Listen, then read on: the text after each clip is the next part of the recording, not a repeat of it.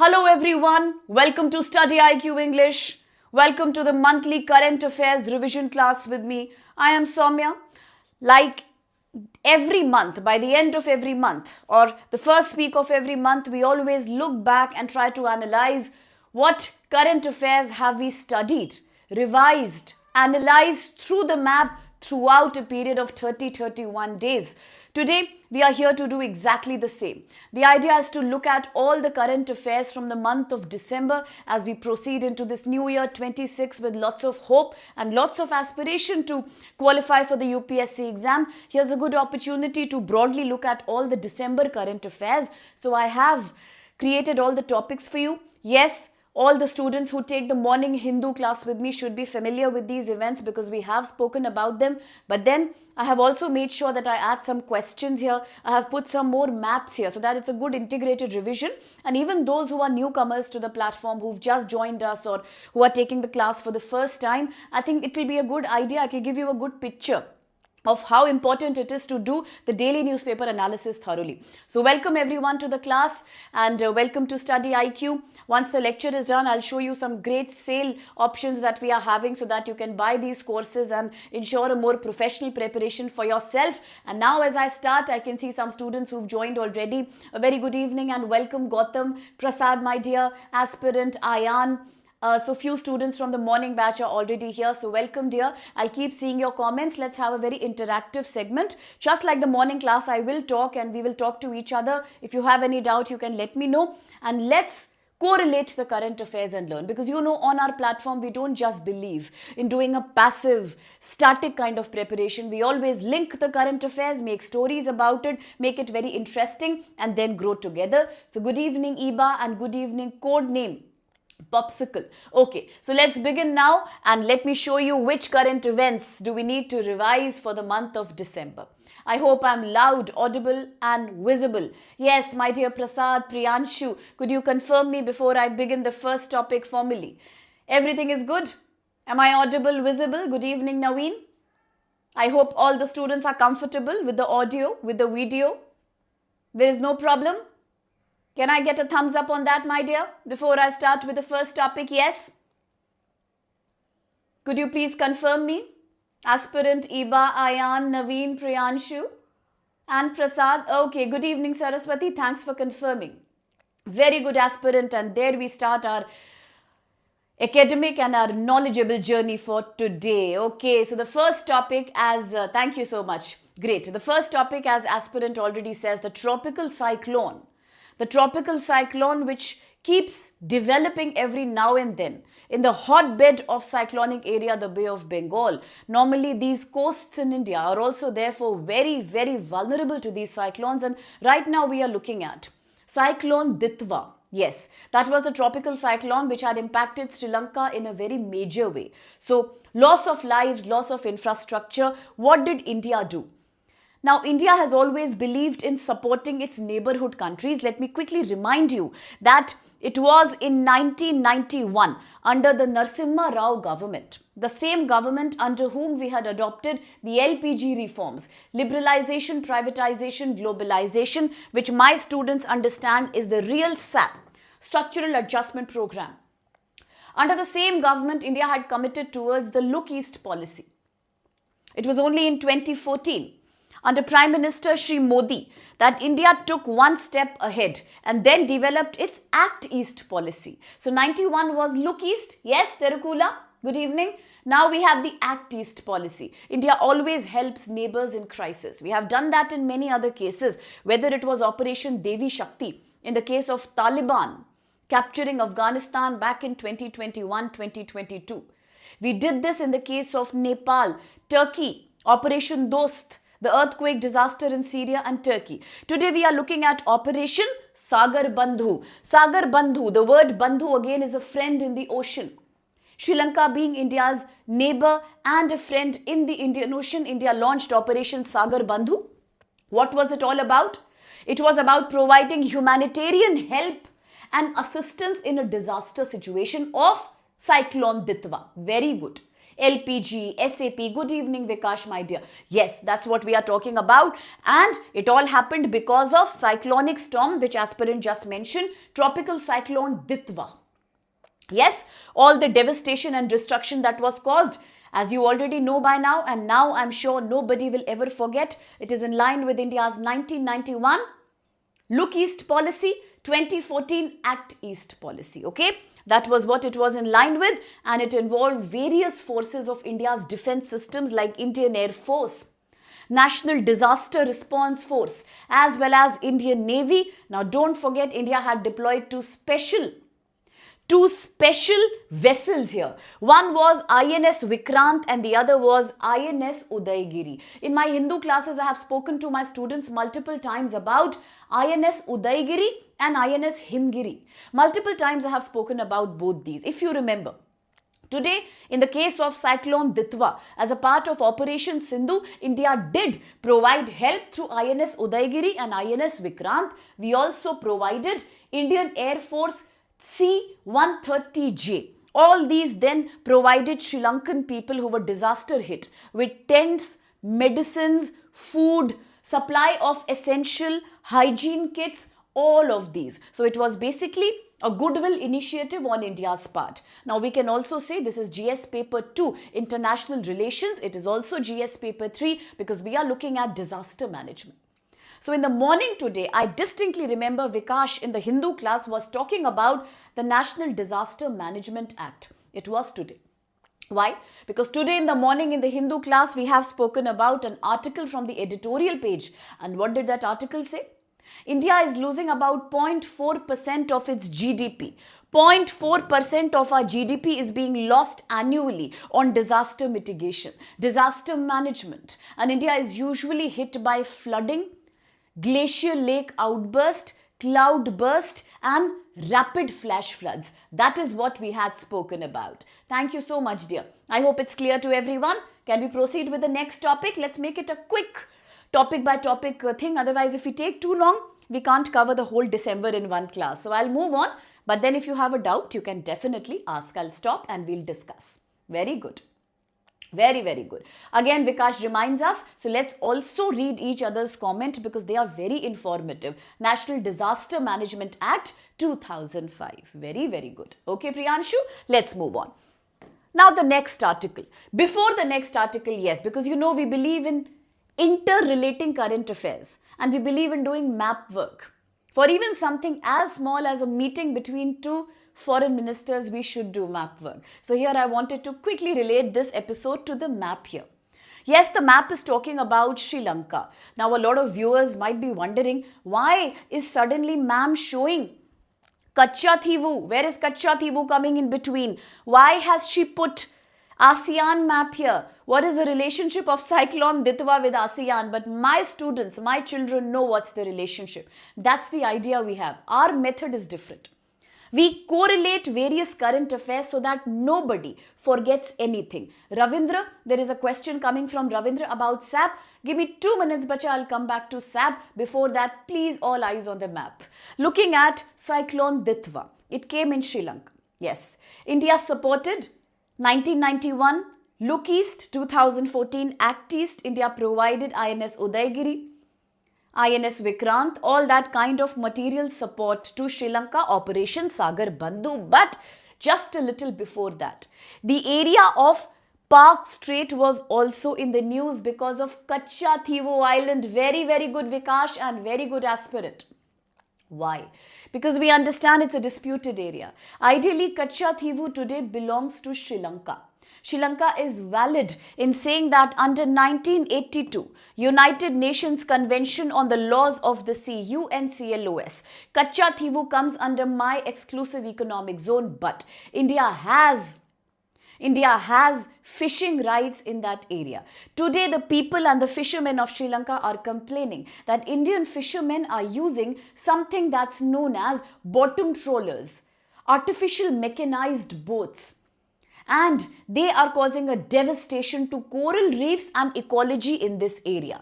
They deplete this area of all the natural resource, and Sri Lankan fishermen therefore are not able to access all these resources. They are already very poor. They have seen decades of civil violence, civil war. Today when they want to do fishing here, they are seeing a devastation in their ecosystem. That's the complaint coming from Sri Lanka. It's a disputed area called Katchatheevu. Okay, so I want you to remember the map Katchatheevu. I also want you to remember the Park Strait area. A little while before, that was in September 2025, that I had spoken to all of you about another development in the broad area of this entire ecosystem. What did I speak about? I was talking about Tamil Nadu. I was talking about a village called Dhanushkodi, also called as the last mile village in India, Dhanushkodi. Why did I speak about Dhanushkodi? Can any student of mine remind me? Yes, Vikash. Yes, aspirant Priyanshu, Prasad, Iba. Can anybody remind me? Yes, absolutely. But then can anybody from the morning batch remind me? Why did we speak about this area? The entire area of Dhanushkodi village. Why was it in the news? It was in the news because the government was planning to create an experimental. Very good, Saraswati. Very, very good. Very good, absolutely brilliant. The government was planning to put a demonstrative wind turbine here. But the people of the area were angry about it. Why were they angry? Because this area is also known to have some of the rarest flamingo reserves in India. The Greater Flamingo Sanctuary is broadly related to this area, and people said it will lead to devastation of the flamingo habitat. There is two times I have spoken about flamingo in the news. Once with regards to Sambar Lake in Rajasthan. Second, with regards to the area near Dhanushkodi village, the Greater Flamingo Sanctuary. That's why this map is important. Now also remember, do remember, as India did the Operation Sagar Bandhu, there are two other platforms with which Indian government is taking care of disaster relief operations. Which are these? The first platform is BIMSTEC, the Bay of Bengal Initiative. The second is ASEAN. With BIMSTEC, we have the PANEX 21. It is also for human relief and special assistance in case of disaster. With ASEAN, it is known as Samanvai 2022. I want each one of you to remember both these. But then, because I am talking about BIMSTEC, I want my students to quickly tell me which declaration gave birth to the organization called BIMSTEC and where is BIMSTEC headquartered? Quick answer, please. Quick answer please, bacha, before we can proceed with the map on ASEAN. Yes, all my dear nerds out there. Which declaration gave birth to BIMSTEC? And where is BIMSTEC headquartered? A very important part of India's Act East Policy 2014. Quickly please. BIMSTEC was born out of which declaration? Where is it headquartered? Anyone? Yes, Vikash, Priyanshu. Prasad, Iba, aspirant, I think you know the answer. Where was it? You would like to try Saraswati, Ravindra? Yes, anyone? Not sure at all? Very, very good. Who answered that? Madan answered that. Brilliant, Madan. It was indeed the Bangkok Declaration, and it is headquartered in Dhaka, the capital of Bangladesh. Very well answered. Now onwards, nobody should forget. I will keep revising this again and again. And now, because India is doing one special disaster rescue mission also with ASEAN, ASEAN was also in the news. Today morning also it was in the news. My Hindu batch students know that. I'm sure all of us today know that. Now you know Saraswati. Now you know the answer. Bangkok Declaration Headquarters, Dhaka, Bangladesh. Now coming back here, bache, coming back to ASEAN. ASEAN 47th Summit took place in Kuala Lumpur, Malaysia this time. Why was it in the news? Because 2026 is now declared as India-ASEAN Maritime Cooperation Year. Second point, ASEAN has improved, expanded its membership. Earlier, ASEAN had 10 members. Today, ASEAN has 11 members. Which is the newest member? Everybody here knows. Vikash knows, Saraswati, everyone is confirming me. Iba, Terukula. Timor-Leste, East Timor. But look at the map here and make sure you know the location. Yes, I'm talking of ASEAN, Association of Southeast Asian Nations. Membership is now 11 with Timor-Leste. East Timor being the newest member. You can see this map. I'll share the PDF right after the class in my Telegram group. Please remember the map thoroughly. All these are the members here. And then comes Timor-Leste. Here, absolutely at the bottom of Indonesia. That's the newest member. Is it clear? Now let's proceed with the second topic, the next topic. And because I just spoke about ASEAN, a quick reminder to everyone. Recently, we have also discussed in the Hindu class whether New Zealand or whether Australia, are these also the members of ASEAN? Yes, no. If not, are they a member of RCEP, Regional Comprehensive Economic Partnership? Yes. Who knows, who doesn't? Do you remember? We spoke about it very clearly, RCEP, Trade Partnership. So keep that in mind as we proceed with the next topic. Okay, before I proceed, somebody was asking me a question. I think Ravindra asked me, ma'am, what is SAP? So SAP is Structural Adjustment Program. We all say that 1991, India signed up for LPG. Liberalization, privatization, globalization. But then every time a country signs for this kind of LPG agreement, it is because a country needs loan. A country needs money. Because economy is falling down. India was experiencing a major economic loss. That's why government led by Mr. Narasimha Rao decided to take some loan from International Monetary Fund and the World Bank. But whenever we take loans from these Bretton Woods institutions, in return you have to sign a condition. That condition is known as SAP, Structural Adjustment Program, SAP, under which you promise that in return of these loans, these cheap loans, these soft loans, we agree to reduce government expenditure on welfare. We agree to open our economy for liberalization and more foreign direct investment. That's why it's known as SAP. SAP. Does it have a bad side effect? It does. Because when the government reduces expenditure on welfare like education, sanitation, housing, it is the poor people who do pay a price. Something similar to what happened in India. It leads to the growth of informal sector. Ultimately, it leads to the growth of social dumping. We have discussed this in thorough detail. If there's more information we need about this, we can tune into the Hindu classes. We keep discussing there, okay? RCEP, Vikash says yes. Terukula says yes. Very good. Is that clear to everyone? Yes, Prasad? Do confirm me once again about the BIMSTEC then in that case, bacha. Which declaration gave birth to BIMSTEC? Can we please clarify my dear Prasad's doubt here? Okay? Very well answered. Next topic, quickly. You can see so many medicines on the screen.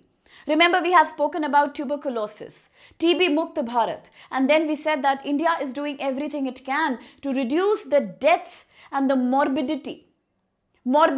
Prasad, no bachi, I have seen your comment. That's why I'm saying, can we please clarify Prasad's doubt regarding Bangkok Declaration? Can anybody please do that for us? Okay, let's have that solved right now. It was Bangkok Declaration, Prasad. Is that clear, bache? Okay. Then, what led to the birth of ASEAN is the question Prasad is asking. Can we help Prasad by this answer? Let's see who knows the answer. Okay. Proceeding with TB. Now, let's focus here. We'll come back to it, Prasad. TB, tuberculosis, the bacterial disease. Okay. So, we all know today in India, across the world and also in India, we are seeing new kinds of disease. Yes, most of these are zoonotic disease. Because they are so resilient to antibiotic. These germs, these pathogens, whether bacteria, whether fungus, whether virus, they do not die no matter how much antibiotic or how much antifungal medication you use. That's why it is giving birth to a problem that's known as Antimicrobial Resistance, AMR. It is a rising pandemic in the world now. Okay? Therefore, India has adopted a new plan. And what is the name of this new plan? The new plan is called National Action Plan on AMR. National Action Plan on Antimicrobial Resistance. It will be initiated in 2025. Last year it was done. It will continue till 2029. It's a 4 years aggressive program. Why? Today we understand most of the microorganisms, bacteria, fungus, protozoa, virus, all these have the capacity to cross the species barrier. All these can jump between animals and humans. A good example could be Marburg virus, swine flu, bird flu, COVID pandemic. They can skip between animals and humans. That's why we need a proper solution to that. We have to treat animal health, plant health and human health as one system. So therefore, India adopts today the One Health approach, where human health is not very different from animal and ecological health. It is now trying to replace the older program that was known as National Action Program on Antimicrobial Resistance Part 1 that was in operation from 2017 to 21. What's the main objective of this program? Very good, aspirant. What was the main objective? Main objective is to control the misuse and the abuse of antibiotic. During the Hindu lecture, I have discussed with my students very clearly that there were so many deaths that were happening because of cough syrups. So many deaths happened in Madhya Pradesh. Similar deaths happened in African countries. All these cough syrups were produced within India. What was the problem? After that, everybody complained that in India, people have a very common practice of self-medication. Even for pediatric use, we are doing self-medication, over-the-counter medication, and that's very unsafe. Too much use of antibiotic, whether it's for human consumption, whether it's meant as animal husbandry practice, because antibiotics are used as growth promoters in animals. It is abused there as well. It leads to a percolation of antibiotic in the whole ecosystem. And ultimately what happens? These germs become resistant to that. They don't die with that. It's dangerous. A very good example of this could be TB, tuberculosis. Now, the common bacteria which causes TB is not responding to traditional medicines like isoniazid and rifampicin. They don't die. These are the common medications used to kill the TB germ. That's the cure for TB. Now TB bacteria is not responding to it at all. What to do?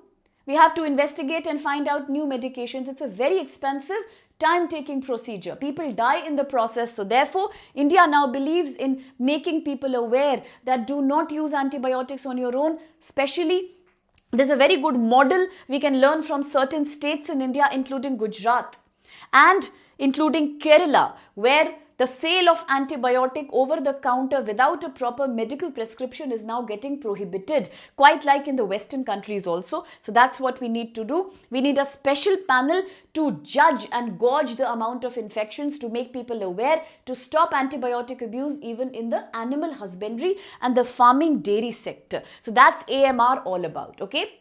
Is that clear? No doubts there. Very good evening, Parna. Nice to see you. Very good evening. Thanks for clarifying there. Terukula has clarified beautifully. Bangkok Declaration, ASEAN, and then eventually it was BIMSTEC. Prasad, are we clear, bache? Can I hear from Prasad? Yes, Prasad, waiting for your comment, my dear. Is that clear now? Very good evening, Sushil. Okay.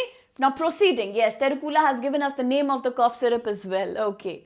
Now, looking at another piece of news. This is coming from GS Paper 3, Defense Technology. What is the news all about? The news is about Heron MK2 Drones. Heron MK2 Drones. What is the news? You can see the picture here. Now, India has placed again a new batch of order. India has ordered once again a special kind of equipment that is known as Heron MK2 drone. It has been ordered from Israel. Israel was in the news exactly 2 days back. Israel was in the news exactly 2 days back. Why? Why was it in the news? Not because of the conflict with Palestine. It was in the news because Israel has become the first country to recognize Somaliland, another country in Africa, in southern Somalia, Somaliland. Israel became the first country to officially recognize that.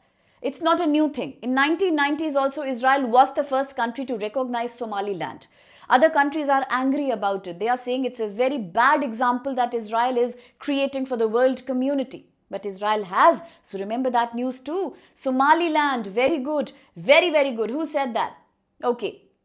Bipra, very good. That's why it was in the news. Brilliant. Now coming back to Israel again. India, Israel are long-term friends, right? We understand that. They have a great defense partnership.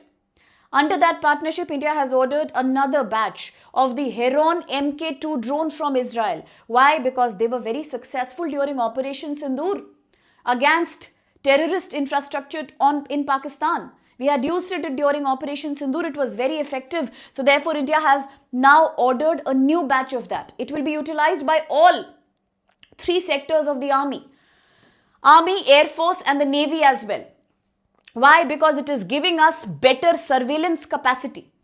Plus, now that we are importing so much Heron MK2, we can also start co-manufacturing them within India. This will support Atmanirbhar Bharat as well. But the bigger question, what do you mean by Heron MK2 drone? Drone, we all understand, are the category of unmanned aerial vehicles. That's what a drone is all about. Commercial, military, whatever. Now looking at Heron MK2. Heron MK2 is a medium altitude, long endurance, unmanned aerial vehicle. It can fly for 24 hours while carrying 500 kg of payload. Just a few days before. Just a very good question, Prasad. Let me come back, bache. Now, very good. Few days back, we had discussed payload. I was talking in my science and technology class about Aditya L1 mission. Aditya Lagrange 1 mission between Sun and the Earth. Yes, there we had discussed about 6 to 7 kind of payloads, and I told you every spacecraft has a limited capacity to carry payload. You can't carry too much payload, right? For example, recently the heaviest ever communication satellite has been launched. Which satellite is that? Is that not satellite Bluebird? If I am wrong, correct me please. Is that not satellite Bluebird? The heaviest one to be launched? So some satellites have the capacity to carry too much payload. All the equipment that something can carry in the space, away from the Earth. So that's a payload all about. The material that a spacecraft can carry. Bluebird Terukula, thanks. Now, looking at Heron MK2, look at the capacity of Heron. It can carry 500 kgs of mission material, defense equipment. And it has been purchased by Indian Army under a protocol that is known as emergency procurement. Otherwise, it takes time. If the military wants to order a special equipment from outside, it could be Rafale from France, it could be the Airbus from Spain, it could be the Heron from Israel, it could be the Apache helicopters from US. We have studied all that. It takes time. It takes time for the bill to pass. But sometimes if there is an emergency, the army can immediately place an order for defense material that is worth rupees 300 crore to meet its immediate need, and that is under emergency protocol rule, emergency procurement rule. So under that emergency procurement, India has just ordered the Heron MK2. Now this is about the Heron MK2. Very, very good aspirant. Up to 300 crore. Correct. This is all about Heron MK2. But there is one thing that you should know. That's very important for the examination. One very unique feature about Heron MK2 drone is that it carries a system that is known as SAR. SAR. I want you to understand that. SAR. Synthetic aperture radar. What is synthetic? Artificial. Synthetic is artificial. What is aperture? Aperture is like an antenna, communication antenna device. Radar is the way you capture images, right? So what is the SAR? Understand. Heron MK2 is including a unique technology. The photo is right here. This is called as SAR. Synthetic aperture radar. What is that? What is the unique speciality of this? You must have heard in the news. This system was also used in ISRO and NASA mixed satellite. NISAR. It was used in India's RISAT mission. What is this after all? What do you mean by that? It is very special because by using SAR, you can take a photo. You can take a photo of various features of the planet under any circumstances. You can take a photo in deep darkness in the night. You can take a photo through the clouds. You can take a photo through fog or any condition, whatever it be. Smoke, rain, darkness. In any situation, these radars can take the photography of the Earth. There is no barrier. That is why it is a very high resolution thing. Now this special page I have attached to my PPT. Why have I attached that? Because I want all my students to read through this. Not now. I will send a PDF as I promised in the Telegram group. Please read this thoroughly. Once you read this, nobody will ever have a doubt in what do you mean by SAR. If you get a question in prelims about SAR, you can solve it, okay? You can also write about it. So to make sure I have written it here, I have made it very easy. Just read this once. You will get exact understanding of what is SAR. Correct? Broadly, for now, just understand it is a special photography feature through which you can take the photo in rain, smoke, darkness, all weather condition. Okay? It's like an artificial antenna. So what is it? You can read it later. I will post it to you. All right. Now talking about NISAR, ISRO and NASA. We have studied about that in the science and technology class.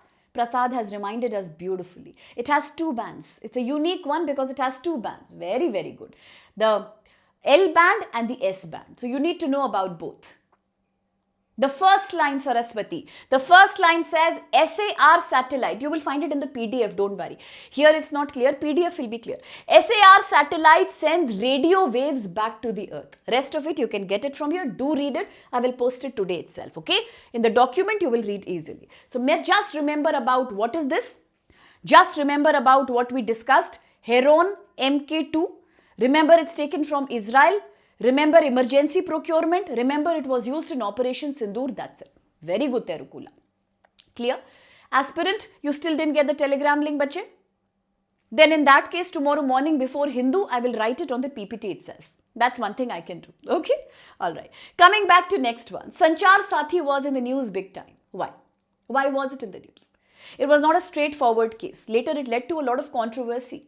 Lot of controversy regarding a word called sub judice. Sub judice. Sanchar Saathi app was in the news. Later it led to a big controversy. Sub judice. Remember, 53rd Chief Justice of India, Honorable Justice Surya used the word sub judice. Why? What happened? Let's revise. Sanchar Saathi app. Now we all know suddenly there was a news in the headlines that it is the Department of Telecommunication which is saying that every new mobile phone that is now manufactured or the existing mobile users also will have to mandatorily, it is a compulsory thing to do. They have to download a platform known as Sanchar Saathi application. It is mandatory. Why? What is the objective? The objective is to make sure that every user of mobile has a digital identity. You have a digital identity. In case you get suspicious kind of activity on your phone, you can immediately report that. It will protect your mobile also. It will protect your number from being misused also. The platform ultimately will provide also educational and awareness material regarding cybercrime, cyber fraud. All of that will be done here. It is an awareness campaign as well. It has a special feature. Sanchar Saathi has a special feature called Chakshu feature. Chakshu feature. Now the word Chakshu could be a little unnerving for those who are not pro in Hindi. But then if you choose Hindi as your language in compulsory language paper A, be prepared to find synonyms and antonyms like this. Paryayvachi. Samanarthi shabd will come exactly like that. So you should know. For those who will opt Hindi, I'm telling you. Chakshu feature of Sanchar Saathi. It was to make the users report suspicious call, SMS or WhatsApp messages like know your customer alert. Fake phone calls or various kind of scams that are running nowadays, viral, corrupted links, and therefore it will help the government in identifying cyber fraud. It was made compulsory. Initially that was the news. People reacted very badly. Opposition parties and other communities said that ultimately you are now trying to capture sensitive information from the people. You are making India surveillance society. You are trying to harm a fundamental right known as right to free speech and expression.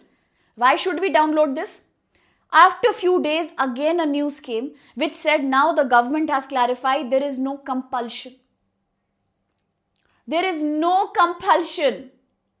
No compulsion to download it because people are already downloading it in heavy numbers. So now there is no need to make a compulsion. You see, it was a complete confusion between what the government has said and what the people have imagined on their own. Was it a media created controversy? Here comes the concept of sub judice. Let's cover that also. And very, very good.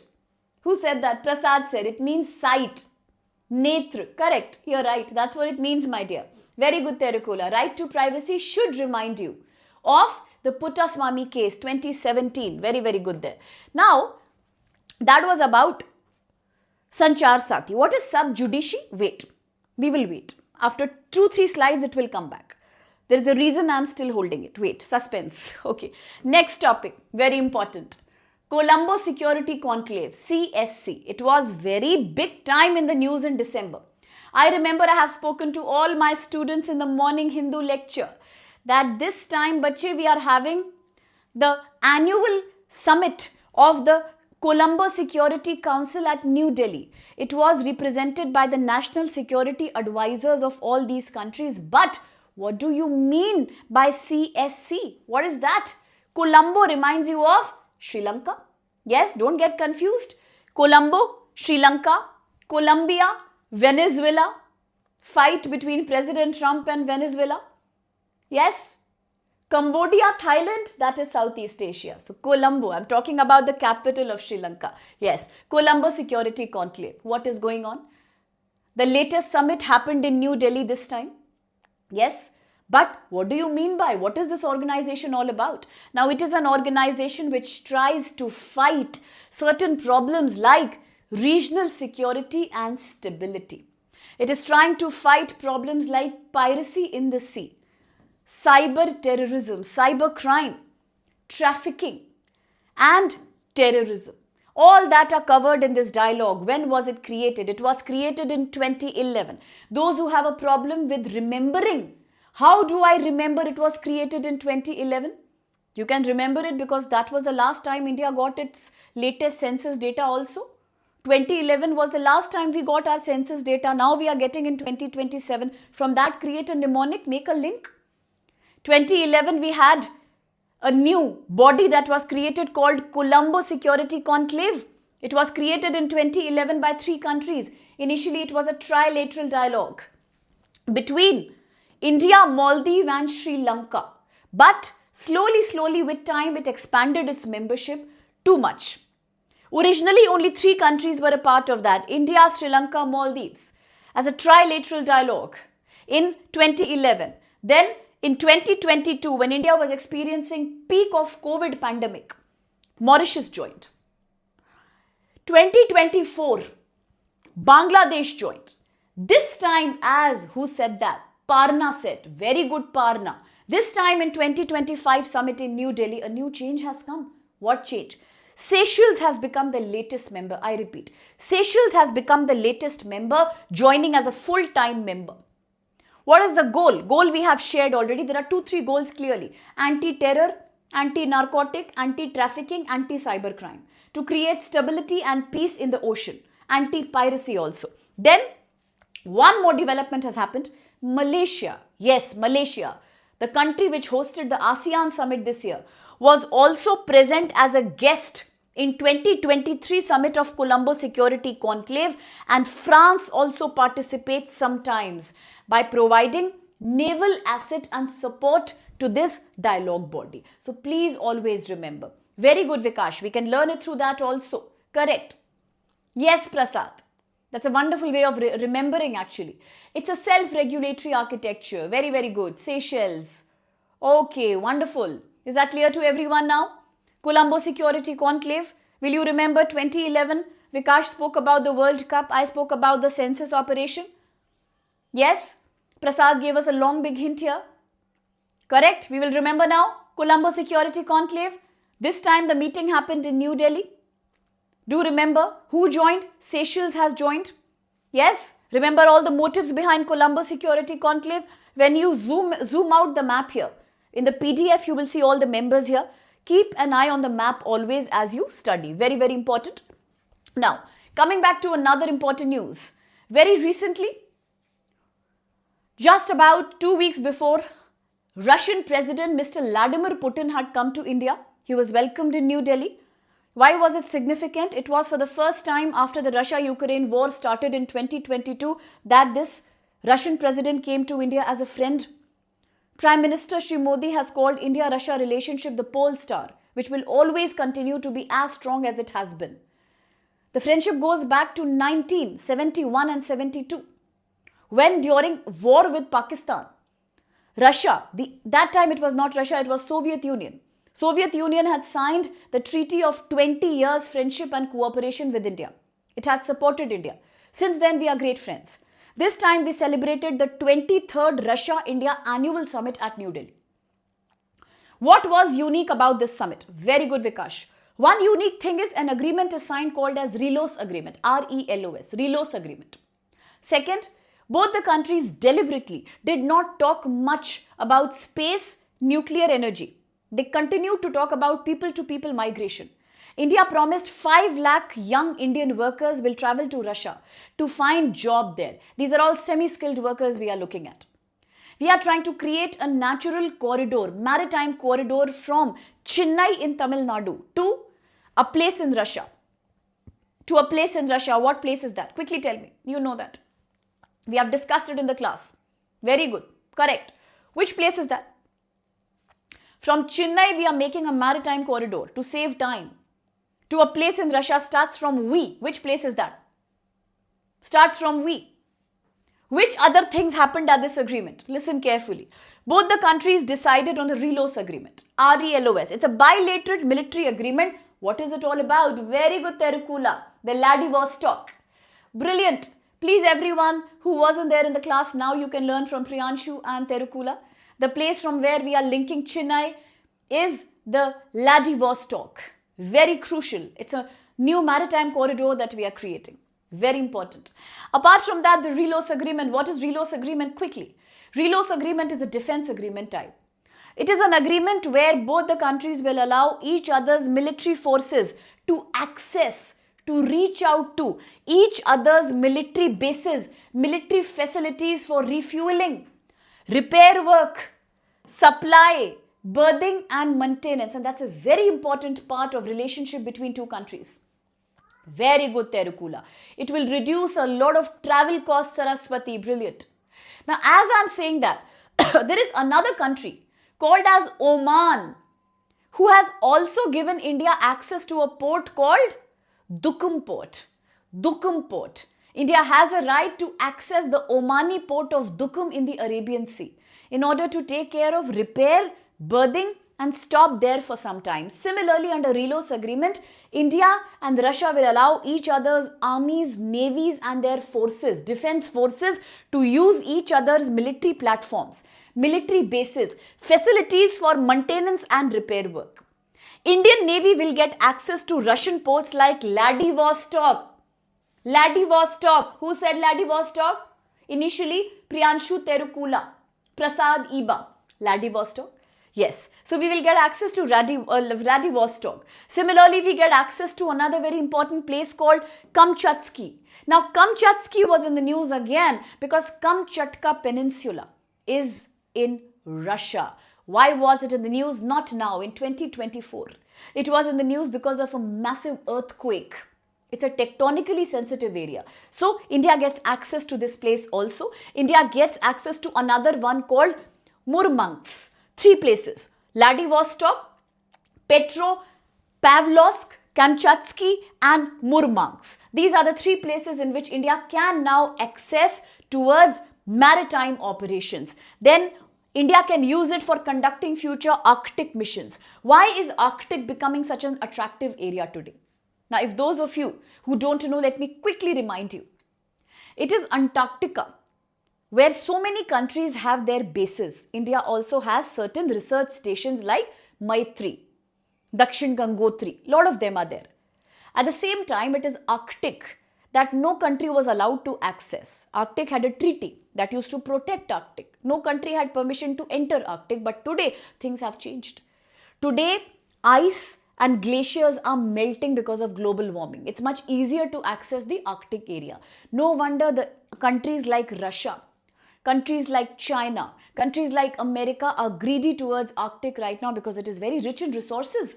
So that's the reason today that Arctic missions are happening in this area a lot.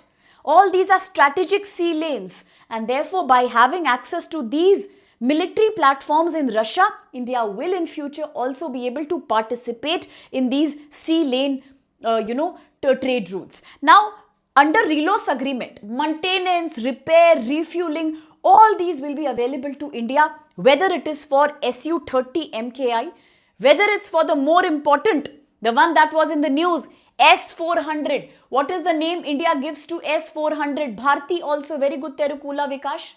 What is the name India gives to S-400? Sudarshan Chakra. India has obtained S-400 from Russia. Very soon we are in the process of upgrading it to S-500. We call it as the Dome Security Architecture, Sudarshan Chakra.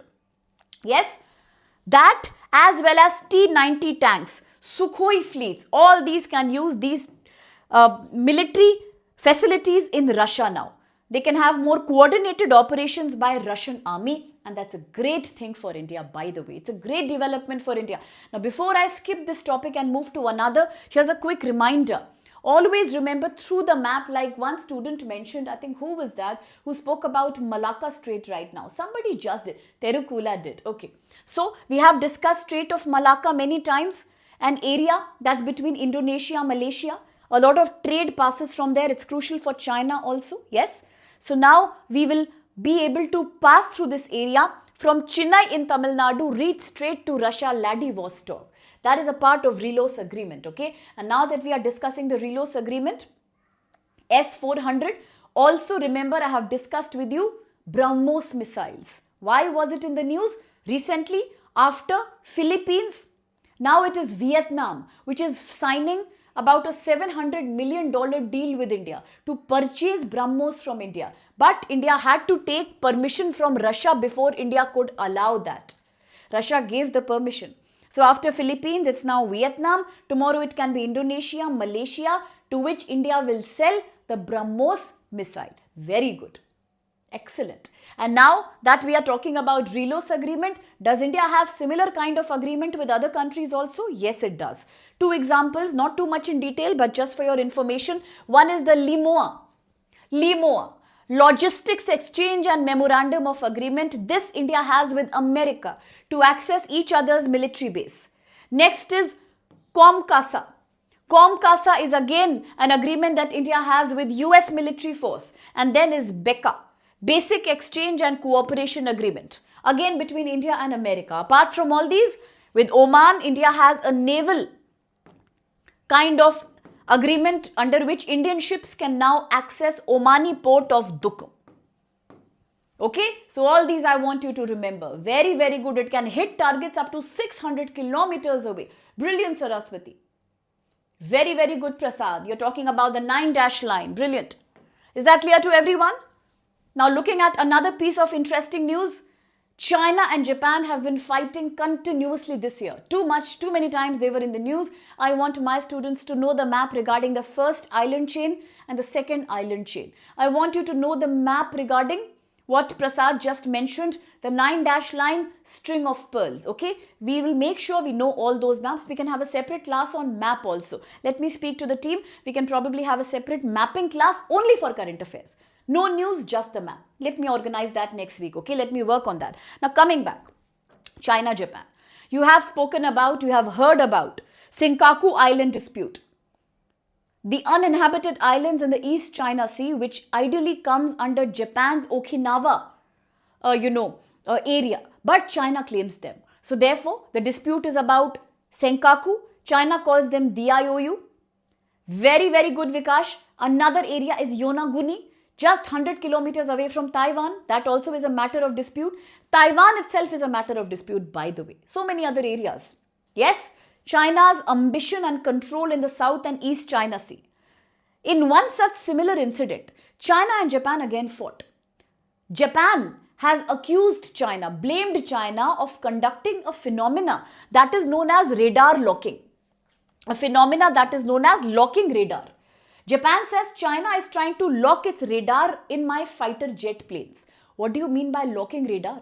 Have you ever seen a laser beam?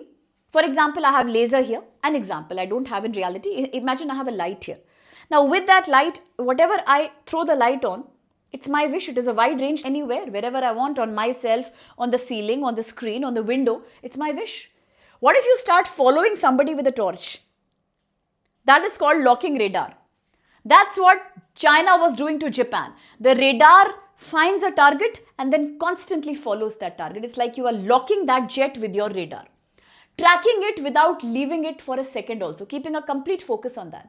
Japan says China is doing that on me. So many fighter jets were monitored by China that belongs to me, and that is a very, very illegal thing to do. That's what Japan said. Japan said China's J-15 fighter jets that were operating from an aircraft known as Liaoning. This Liaoning fighter jet was doing lock radar on me. All of this happened near ocean in the Okinawa area of Japan.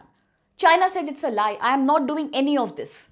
But Japan blamed it and said it is a escalatory thing. China is trying to instigate me. China said it's a false accusation that Japan is making. But it was a very big news, so therefore it highlights the tension between both of them. Is it buffering? Priyanshu, do you have any issues with the video? Is it okay with everyone? Can you please confirm quickly? Very good, Priyanshu and Udit. We did speak about the Yonaguni, just above Thailand, 100 kilometers away. Okay, so don't forget about things like locking radar. Can anybody confirm if everything is okay? Audibility, video, all fine? Thank you, Terukula, Priyanshu. Okay. Locking radar. You will remember Okinawa, Japan. Locking radar. Yonaguni, as mentioned by Vikash and Prasad and Terukula and Udit and Priyanshu. Yes, we will remember Senkaku. Pakka? Great. Coming back. Again, China is in the news. My God. Either we are always talking about President Trump or China. There is no respite. China is in the news again. Look at this map here, everybody. Please have a look at this map. Today, when I send this PDF to you, a special request. I am marking it with double red ticks. Those who have taken the class, those who could not. Please thoroughly know this map. I am doing a double tick here. I want each one of my students to be so familiar with this map. This map has highlighted the 9-dash line also. I need you to know all these are the disputed areas in South and East China Sea that China tries to capture. Starting from Parcel Island, going to Scarborough Shoal, going to Spratly Island, going to other places like another very contested region named as Pingtan Island. Very few people talk about Pingtan Island. Whenever you talk about South China dispute, people will say Parcel Island, Scarborough Shoal, people will say Taiwan, of course, Spratly, maximum they will say Senkaku and Yonaguni. Very few people will talk about Pingtan. Pingtan. But it is important. Let's see what is going on. This is the South China Sea for you. As Terukula was mentioning, this is the 9-dash line. Imaginary line that China says all of this belongs to me. It's an imagination. China says all of this belongs to me. Everything is mine that comes under this imaginary 9-dash line. This whole area, completely captured. Now coming back to Pingtan, what happened? You all know that China is right now completely capturing Taiwan. From all the sides, China has deployed its military near Taiwan. Why? China says, I'm conducting a mission that is known as Justice Mission 2025. So I mentioned in the news in the morning, in the Hindu class, if you remember, just like President Trump is busy conducting the Operation Southern Spear in the Caribbean island against Venezuela, now he has finally captured Venezuela. Similarly, China is busy doing the same thing with Taiwan. China calls this Justice Mission 2025. It's a high-intensity exercise conducted by People's Liberation Army in China, a military exercise that includes live-fire missions. Can you imagine? People in Taiwan?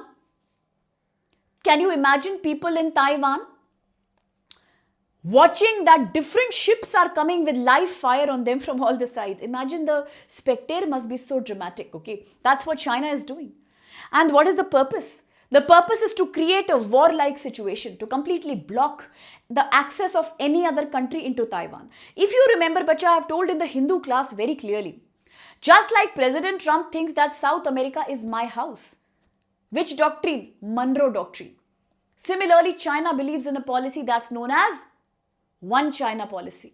Under One China policy, China thinks Taiwan is a very integral part of China and nobody else should interfere here. Yes? So that's what is going on. Justice Mission 25. China will now create a complete monitoring and surveillance of Taiwan's ports. And if any country interferes, it will attack. All these are happening north, south, east, west of Taiwan. There are missile launches that have been taken place from the Pingtan Island. Missile launches were done in the Pingtan Island. Why is the Pingtan Island so important today? Because it is the closest Chinese territory to Taiwan. Can you see Taiwan in the map? This small little piece here, Taiwan. Small little piece here, Taiwan. From Taiwan, the nearest Chinese area is the Pingtan Island. So missiles were being launched from Pingtan to scare and to monitor Taiwan. Is it clear to everyone? Monroe Doctrine. Is it clear to everyone? Yes? Now, if I ask you a question, let me see how many can answer. Let me see how many can answer. I'm asking a question. Today, China is launching missiles from the place that is nearest to Taiwan, known as Pingtan Island. In that case, quickly answer my question. Which is the place in Trinidad Island that is nearest to Venezuela, from where President Trump was launching missiles when he was trying to capture Venezuela? It's a parallel war going on. Eastern Hemisphere, South China Sea, China-Taiwan. Western Hemisphere, Caribbean, US, Venezuela. Which is that point? Yes, morning students. Which is that point in Trinidad that's closest to Venezuela, Trinidad and Tobago? Closest to Venezuela, from where attacks were going on towards Venezuela, as President Trump was trying to capture. Very good, Vikash. Now, big round of applause there. Icacos Point. Icacos Point. Very good. Icacos Point.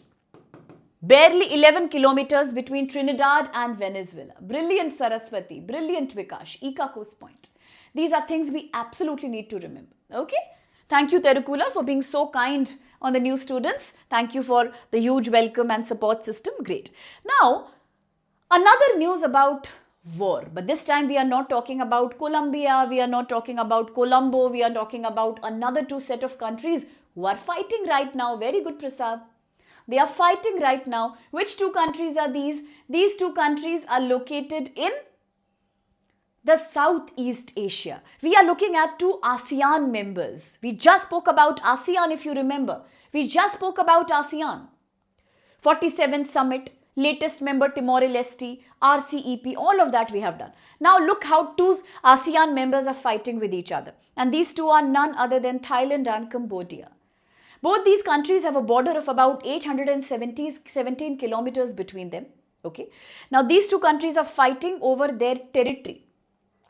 The boundary is not specific. The boundary is not clear, just like the India-China boundary. This is also not clear. The long boundary has been disputed for a very, very long time, somewhere around here. The major reason for dispute is the fact that this area also contains a mountain range, and that is known as the Dangrek mountain range. The Dangrek mountain range. That's why it's not clear. The main fight, very good Priyanshu and very good Prasad, is about a temple located right at the boundary, and the temple is known as the Previhir temple. That's the main fight between them. Wonderful, Priyanshu. It's a temple dedicated to Lord Shiv, and both the countries fight over its ownership. What has happened? Despite decades of dialogue and understanding, the 817 kilometers long border between these two countries, it's heavily disputed. The area runs through a mountain named as Dangrek Mountain. Long back in 1962, International Court of Justice said that the Previhir temple should ideally belong to Cambodia, but Thailand did not listen. Thailand said, no, the temple belongs to me. And it is a very famous World Heritage Site. Today, both the countries are fighting over exactly this boundary, and therefore, for us, the map is equally crucial. Remember, in this very confusing and conflicting boundary area, there are few areas we should know. UPSC sometimes asks you places in the news. So, places in the news from here could be Sisaket, Surin, Buriram, Sakio, at the same time, Trat and Pursat, Batambang. Don't need to remember all of these, just look at the flow. That's the main boundary through which both the countries keep fighting, with the main point or flashpoint being the Previhir temple between the two. A World Heritage Site, a temple dedicated to Lord Shiv. The fight goes back to, as Prasad said, during the times of France, colonialism, when Thailand was known as Siam. From then, the boundary is disputed between both the countries. For now, just remember the Previhir. Remember broadly, if places like Sisaket, Surin, Buriram, Sakio, Trat and Pursat are in the news, they are related to this boundary. The Dangrek mountain is famous here. Don't forget that, okay? And my mnemonic masters, Now, few students in my class are brilliant when it comes to making mnemonics. Vikash, Ramu, Prasad, Sitaram. Earlier we had Reshma and Diptesh as well. Then of course we have many more, Terukula. So they create very good mnemonics actually. So for anybody who is having difficulty in learning, so they can make mnemonics for you and you can then know the map perfectly. So we can help each other with that exercise there. Okay. Now look here. Look here, I've done everything I could to find a good map on Dangrek mountain, and you know, my drawing is very bad, so my students often make fun of my drawing, so I never do that risk-taking thing, but I couldn't find a proper map of Dangrek mountain. Finally, I found something to show you, okay? Look at Dangrek mountain, everybody. So if this is Thailand and this is Cambodia, this is the disputed border.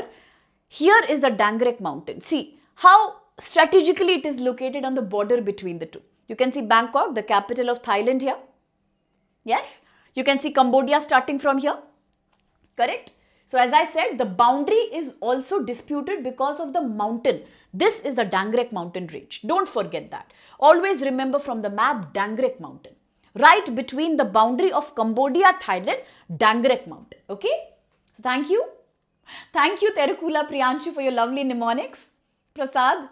Yes, we can definitely learn all that. And thank you, Vikash, for the exercise Maitri between the two. So nobody should forget the Dangrek mountain. Now, a very good question can come in the prelims. Are Thailand and Cambodia members of ASEAN? Yes, they are. Thailand and Cambodia are members of ASEAN. Thailand was a founding member, in fact, in 1967. Just now, Prasad asked a question on Bangkok Declaration. Terukula answered. That's when Terukula had mentioned 1967. Thank you for that. Now it's coming to use. Yes, Thailand was a founding member. Cambodia joined with the capital Phnom Penh. Cambodia joined a little late, 1999, the same year in which we have the GI tag index, okay, which is the latest one. Terukula, you had confirmed me. It belongs to somewhere you live. What was the latest GI tag index from Andhra Pradesh? Ponguru Khadi. So don't forget all that, okay. Quickly coming back to the next one. We are looking at a military exercise between the two. Yes, very, very good. Orange. Yes, that too. Very good. That also. Another exercise we are looking at, it's a bilateral exercise between India and India's neighbor, Nepal. A lot of people feel India and Nepal are very close friends. There's lots of migration. But everything is not very smooth between India and Nepal either. You should know the dispute in Uttarakhand. Uttarakhand shares a very strategic boundary with Nepal. There is a point in which it becomes a tri-junction like situation. And that's a very disputed area also. There is a river called Kalapani River. There is a lack of clarity there. An area known as Limpia-Dhuria area. Yes, Limpia-Dhuria region. There it's very confusing. Nepal has a different claim on the boundary. India has a different claim on the boundary. The dispute is about which is the starting point of the Kalapani River. India gives 1 point, Nepal gives another point completely. So the area under dispute is Limpia-Dhura. Very, very good. Very good, Vikash. Now coming back to India-Nepal. It was in the news very recently. An exercise has happened between the two countries named as Surya Kiran 19. Exercise Surya Kiran 19. It was held in Uttarakhand in a mountainous area called Pithoragarh. What was the objective of this exercise? Quickly, the objective was to practice on sub-conventional operations, peacekeeping and conflict resolutions.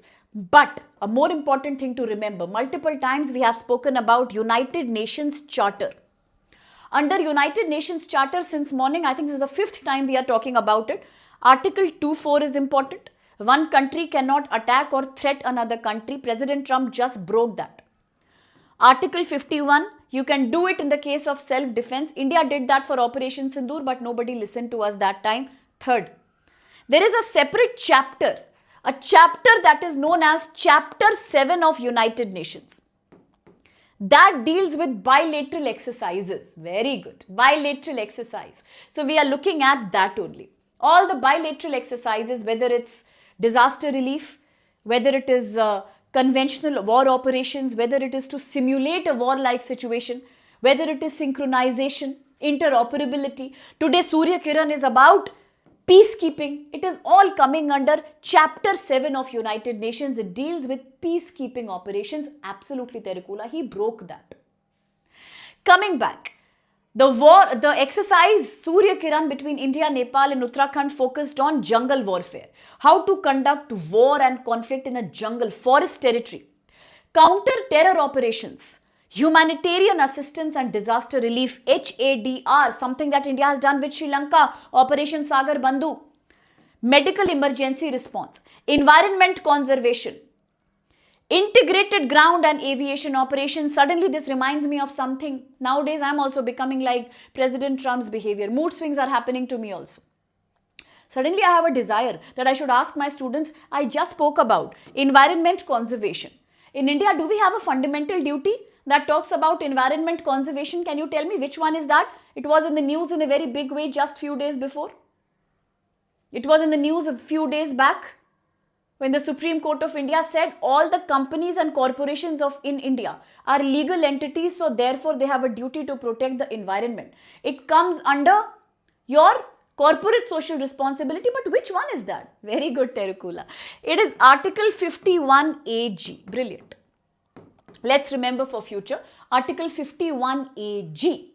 That is a fundamental duty with which we have to respect and protect our environment, ecology, natural heritage. So please remember that, okay? Well done. Let's proceed.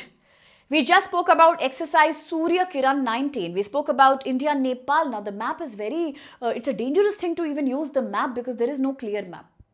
Recently, India had decided that we will create a separate pathway to help those pilgrims who go to Kailash Mansarovar pilgrimage.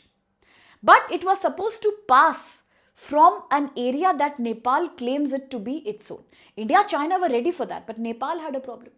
Nepal had a problem because that area comes under a tri-junction of India, China and Nepal. Nepal said you can't make a route of Kailash Mansarovar through my area because it's my territory. Immediately as a response, Nepal released its own map.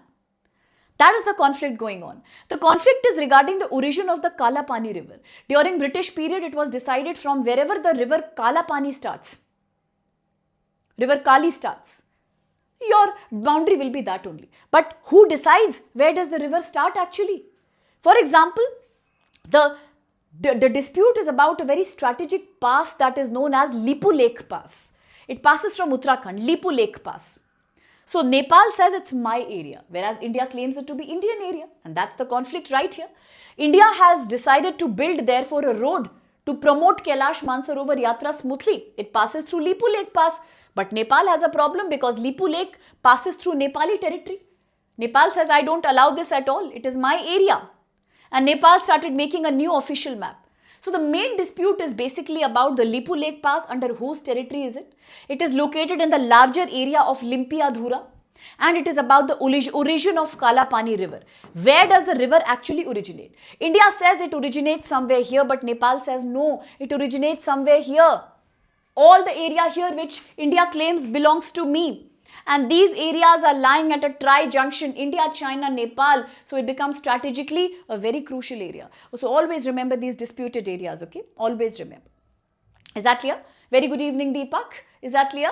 Yes, Lipu Lake Pass Vikash, Limpiadhura area. Never forget that. Next one is very easy. GS Paper 1, Art and Culture. Recently, Deepavali, the Festival of Lights, has been added to UNESCO's list of intangible cultural heritage. Now, everybody knows the news, but I am not sure if everybody knows what do you mean by intangible. Intangible is something you can't touch, you can't see, but you can feel it. Because culture is always of two types. You will study this in Indian Society GS Paper 1. Those who have taken sociology or anthropology will anyway have to study that.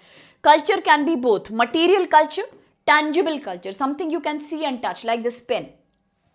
Another is non-material, something you cannot see or touch, like language, or values, tradition, religion. These are two types of culture. UNESCO identifies both. Today we are looking at the non-material, intangible cultural side to which Deepavali has been added. Very good, Iba and Terukula. Deepavali is added now. It was decided at the 20th Intergovernmental Committee, whose meeting was held in Red Fort in New Delhi. Again very important because Red Fort again is a part of UNESCO cultural site. Red Fort itself is a part of tangible cultural site.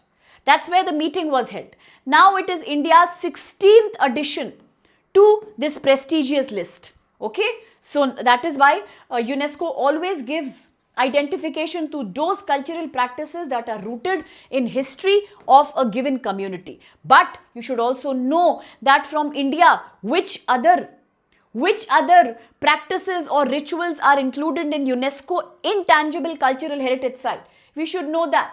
Very good. It was added to the gastronomy. Correct. Well said. Which are these? Remember all of these. You should know them. I'm double marking. All the pages that I'm double ticking, please, bacha, once read it thoroughly. Whether it's the map on the 9-dash line, whether it's this. I need you to remember all that. All things that India has added in the intangible UNESCO list. Very famously, the Durga Puja in Kolkata.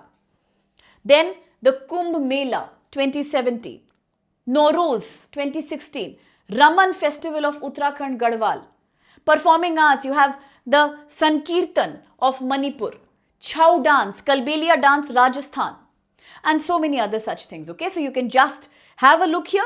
Broadly, just remember all of that. That which are these intangible cultural heritage sites. I just need you to know broadly. Okay, remember, I'm double ticking again. Okay, just remember this in the PDF. Now, quickly, the next news about Ramsar. We all know Ramsar was a place, 15th Garba, Gujarat. Very good, Terukula. Deepavali now, 16th. Very good. Now, coming back to Ramsar Convention. We all know Ramsar is an area in Iran. 1971. A convention was signed to protect all the wetlands in the world. But what are wetlands? GS paper 3. Ecology. Wetlands are areas that are temporarily or permanently round the year saturated with water. Yes? Now, these are ecosystems of their own kind. So, therefore, 1975 finally, Ramsar Convention was implemented. Now, looking at Ramsar Convention, there are so many nominations from India, so many sites, so many wetlands in India which are officially registered in this Ramsar list of wetlands. Recently, India had 94 when we added a place called Gogabil in Bihar. Today, it has become 96 when we have added 2 more to the list. 94th was Gogabil, Bihar. Okay. Now, we have added 2 more as my students are already telling me. 96. Total, we have 96. Which is the 96th one? Now, there are 2 we have added. One is the Sirse Lake in Rajasthan. The Silisere Lake in Rajasthan. It is located in a place called Alwar. And what is that? It was a very artificially created lake. It was a lake that was man-made lake built long back in 1845 by Maharaja Vinay Singh to provide drinking water to the people of the area. That is one. And another one that has been added is very special because it is the first Ramsar site from Chhattisgarh. Yes, the Kopra Jalashaya. Remember, we had a very good laugh in the Hindu class. Remember, Terukula Prasad? We were just having a laughter. We were saying Cobra or Kopra. Remember? Okay, so Kopra Jalashaya. It's the first wetland in Ramsar from Chhattisgarh. Recently, Chhattisgarh was in the news because Chhattisgarh had exported a very premium quality of rice to 2 countries, Papua New Guinea. Yes, and Costa Rica. So that's why Chhattisgarh, first Ramsar site from Chhattisgarh, the Kopra Reservoir. So these 2 you should remember. That's it for the Ramsar one. Now the next is also important. We have already discussed. So I am not going to repeat much. Kopra. Yeah, we were having a laughter there. 95th, Silisere. And then you have finally the Kopra. These 2 are the recent additions. Now it's 96 total. Now coming back to this. Yes, in India there is a fundamental duty, Article 51AG. So, we had discussed in the Hindu class thoroughly that initially the fundamental duties were created in India by a committee known as Swarna Singh Committee. We only had 10 fundamental duties. Much later, in 2002, when the 86th constitutional amendment was passed in India, we added one fundamental right known as Article 21A, and we added a fundamental duty. What was that? Right to education, the duty to educate your children from the age of 6 to 14. Yes, we spoke about that. Similarly, there is a fundamental duty. Now we have 11 duties, therefore, after this amendment. The fundamental duty that talks about protecting your environment is Article 51AG. It means every Indian citizen has to protect their environment, natural heritage. It came in limelight because of Supreme Court's verdict that companies in India registered under Companies Act 2013 have as a legal body a duty to protect their climate. It's a part of their corporate social responsibility. They will have to respect Article 51AG. Okay, so always remember that. Right to education, 21A. Very, very good. Brilliant, absolutely. Yes, don't forget that. No problem at all, Prasad. I'll see you, my dear, tomorrow. Okay, is that clear? Okay. Now proceeding with another interesting map here. We all know that Indian Prime Minister went to 3 countries on a 3-day tour. On a 3-country tour, sorry. Which were these 3 countries? Oman, Jordan, and the third one was Ethiopia. Why was Ethiopia in the news in November? Heli Gabbi volcano. What kind of volcano was that? Shield volcano. Why was it in the news? Because volcanic ash was flying everywhere, and it was also getting captured in the engines of the airplane. It was destroying the cooling system of the airplane engine and ultimately getting captured there, leading to crashes. Therefore, advisory was given to various commercial flights and other unmanned aerial vehicles.